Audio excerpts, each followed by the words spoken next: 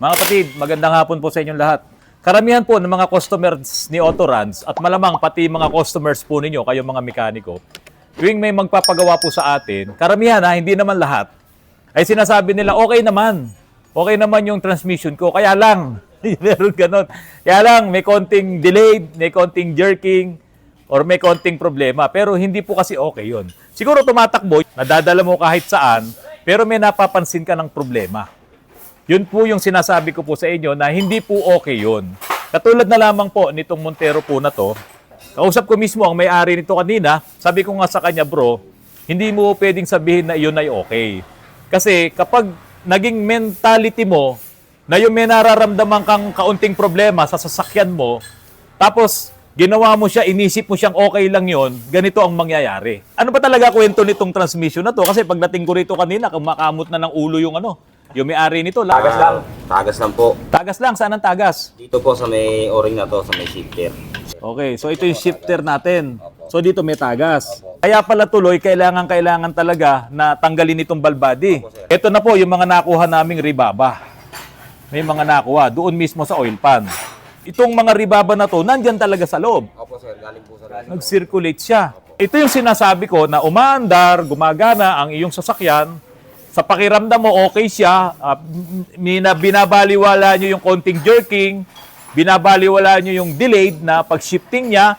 Kasi nakakatakbo naman ng mabilis. Iba po kasi yung rekta, mga kapatid. Yung sinasabi kong mabilis, yung nag-lock up na, gumana na yung lock up clutch solenoid. Yun po, nagko-contact na sa loob ng torque converter. Nagiging aswan na siya. Kaya kung ano yung ikot ng makina, yun na yung ikot ng transmission. Kaya akala mo ngayon, sobrang ganda pa ng transmission mo kasi naka-lock up na yun. Mabilis talaga siya. Kung ano yung gusto mong speed na kaya pang ibigay ng makina, ibibigay niya yun. Pero once na magbitaw ka ng accelerator, bumibitaw din yung lock-up clutch solenoid na yon at babalik ka ngayon doon sa speed na kung halimbawa 4 speed yan, babalik ka doon sa kwarta. Ngayon, dahil sa akala mo, mabilis, malakas, ginamit mo ng ginamit. Ito ngayon ang nangyari.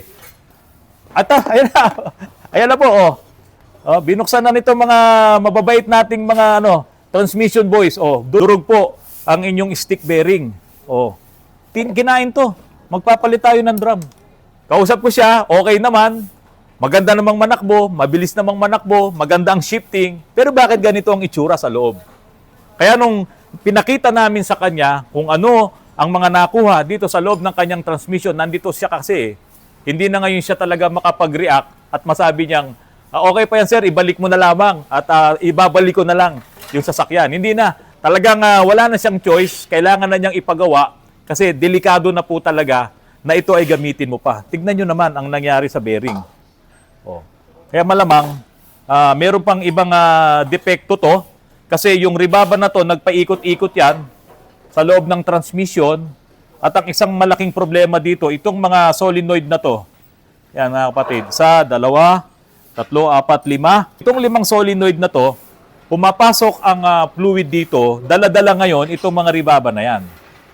Kaya, ang pwede pang mangyari dito, itong mga ribaba na to, ay magbabara dito sa mga solenoid.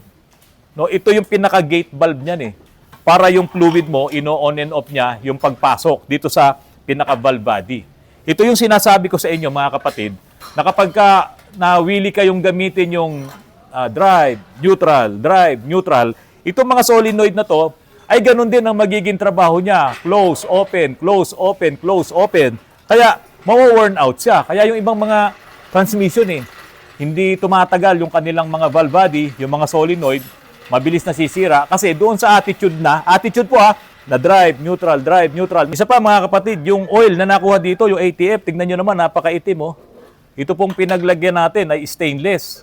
Sa sobrang itim ngayon, nitong oil na to, alam mo na yung kanyang transmission sunog talaga.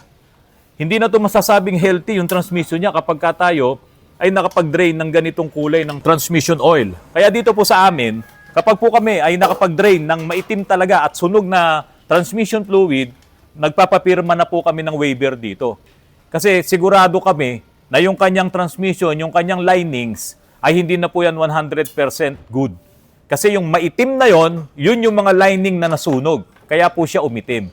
Kaya po, kapag magpapa-drain kayo ng inyong mga ATF, kung maganda pa yung ATF na na-drain nyo after 80,000 kilometers, doon mo mapapansin at malalaman na healthy ang transmission mo. Pero kapag 40,000 kilometers lang, ang na-drain mo ay ganitong kaitim na fluid, yan po ang magsasabi sa inyo na yung loob ng transmission mo, yung mga linings niyan ay talagang nasusunog na, napupudpud na. May nararamdaman na kayo na konting jerking, delayed, at minsan may pagkakataon nag-high RPM, tapos saka pa lang kakapit yung clutch nyo. Hindi na po healthy yun sa transmission. May problema na yun. Kasi yung transmission parang barbecue yan. No? Tinutuhog niya lahat yung lining, pati yung mga planetary gears. Isa lang ang magkaproblema doon, idadamay niya lahat yan. Ngayon, tulad nito, nagkaproblema nga itong stick bearing. O, nadurog siya, lahat yan damay na. Kasi yung mga ribaba na yan ay magpapaikot-ikot dito sa loob ng transmission. At hindi makakatulong yun. Masisira talaga ang mga lining nyo. Kasi ito ay napa-rebuild na rin niya 2 years ago yata. Pwede daw bang yung mga lumang pyesa nito ay magamit pa? Paano mo magagamit yun? Ang pyesa mo na haluan na ng ribaba, na haluan na ng mga metal shavings. Sigurado may tama na yan. At dito nga sa fluid na nakuha natin, ayan, sunog yan, talagang damage na po lahat ng linings nito. Hindi na yun reliable. Kami, tulad namin, magre-rebuild kami. Kung hindi ko lahat papalitan yan, babakjab yan. Napakalaking trabaho pag nag-backjab, oh. Binubuksan namin ganyan. Ilan ang tao namin dyan? 5 ng 5. Sa bawat isang transmission, 5 ng 5 ang umahawak niyan. Pag bumakjab sa amin yan ng 3 araw, ginawa namin, or 5 araw na ginawa namin, naku, lugi na kami ni paring Charlie doon. Kasi, sisweldo pa rin sila, kahit iyan ay backjob. Kaya po, hindi kami pumapayag na ibabalik namin yung mga lumang pyesa. Talagang pag nag-rebuild kami, bago po talaga lahat ang pyesang kinakabit namin. Ito na. O, ayan, o. Tignan nyo po. O.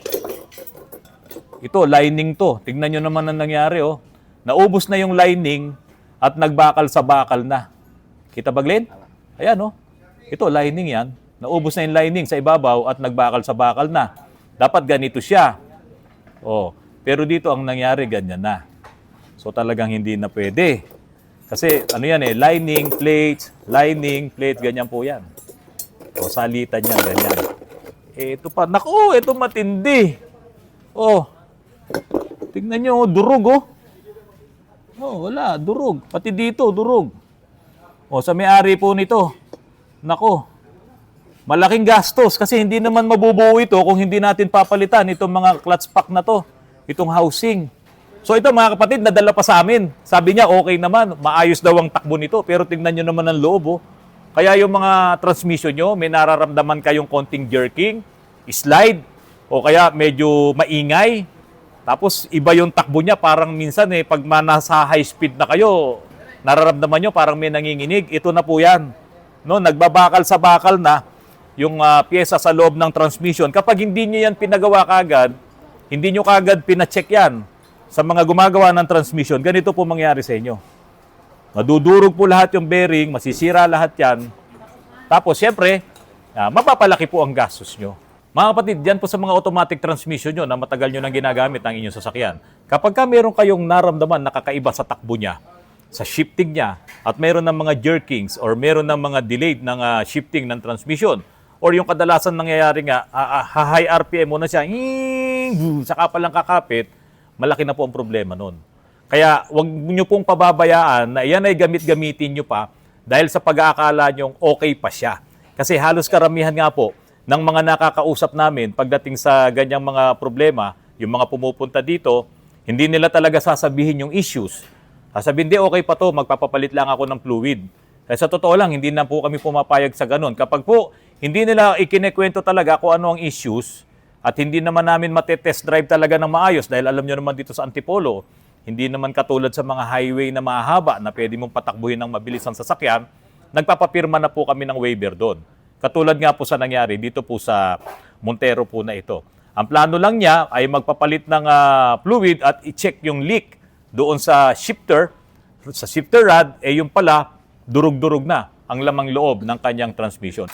Dito pa lang sa kanyang oil pan, kapag tanggalin ko yung magnet nito, Ayan, oh. Tignan nyo yung dumi, oh. Grabe na, ano? Oh. Oh. Ayan. Yan. Kapag ganyan na po ang nakuha yung dumi sa inyong mga automatic transmission, huwag nyo pong asahan na ang inyong transmission ay nagwo-work 100% as good. Nagtatrabaho man yan, pero hindi na po yan 100% na okay na okay. Kaya minsan nagugulat yung iba, bakit lumakas ako sa fuel? Kasi po, kaya lumakas siya sa fuel, mas marami na yung ikot ng makina, umi-slide siya, at hindi makatakbo ng maayos yung iyong sasakyan. Hindi mo yun napapansin. Pero kung ang inyong transmission ay talagang maganda ang mga lining niyan at hindi sunog na katulad nito, ang kapit niyan ay halos 1:1 talaga. Huwag niyo pong iwawalang bahala yung mga nararamdaman niyo sa inyong mga automatic transmission. Bakit po? Ito, tulad nito, napakalaking gastos nito. Hindi siya masasabing revealed lang kasi talagang maraming piyesang nasira, marami tayong papalitan. No? Ito kasama to sa mga papalitan, kasama rin to. Tapos yung mga bearings na to, kasama yung linings. At hindi pa natin na-check kung itong valve body, hindi siya magkakaroon ng mga bara-bara. So pag ito ay nagkaroon ng mga bara-bara at hindi mo na matanggal yung bara, lalo na doon sa mga solenoid, napakalaking gastos po talaga ng inyong aabutin kapag po pinabayaan nyo ang inyong mga automatic transmission. Tulad nitong mga pyesa na to, wala ito sa rebuilding kit. Itong mga goma na to. Hindi ito kasama sa rebuilding kit, pero talagang sira-sira na lahat. Ito kasi ay part ng valve body. So ito, another set of parts yung bibili natin at madadagdag po doon sa trabaho dito sa automatic transmission. Tignan nyo naman, sobrang dumi ng kanyang ATF. Tandaan nyo po, kapag ang inyong ATF ay ganitong sunog na, madumi na, hindi na yan magandang lubricants. At sisirain niya talaga ang loob ng inyong transmission. Kaya doon sa mga automatic transmission na walang dipstick, ito may dipstick to, ayan, no? Dito kasi makikita mo yung quality ng ATF mo. Kapag yan ay maitim na, ipaayos mo kagad yan. Magpa-drain ka kagad ng iyong transmission fluid para malaman mo ang kondisyon niya. Kasi kapag kang dinrain sa yung fluid ay ganito, siguradong hindi na maganda ang kondisyon ng iyong transmission. At iyan ay papunta na talaga sa pagkasira. Kaya mga kapatid, yan payo ko sa inyo, doon sa mga walang dipstick, pwede naman kayong mag-check, bubuksan nyo lang ang drain plug, kumuha lamang kayo kahit kaunti, kung gusto nyong i-DIY, at kapag ka mapula pa ang inyong ATF or CVT fluid, sige, huwag nyo munang palitan yan.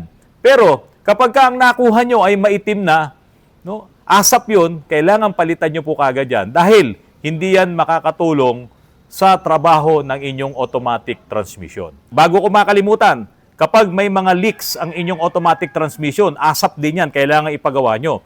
Dahil ang ATF, yan ay nagsisilbing cooling fluid ng inyong automatic transmission. Kapag yan ay nababawasan, dahil dun sa leak na yon, sisirain din po niya ang inyong transmission, mag-overheat yan, at baka nga ganun din ang nangyari dito, napapabayaan niya na nagli-leak yung langis dito, nababawasan yon, at mag-iinit ngayon ang transmission, susunugin niya ngayon yung ATF at hindi na yun makakatulong at hindi na yun magiging magandang lubricant sa loob ng iyong automatic transmission. Mga kapatid, maraming salamat sa inyo sa patuloy na pagtangkilik niyo po sa aking channel. Kung hindi pa po kayo nakasubscribe sa aking channel, paki-subscribe po at pakipindot po ang notification bell.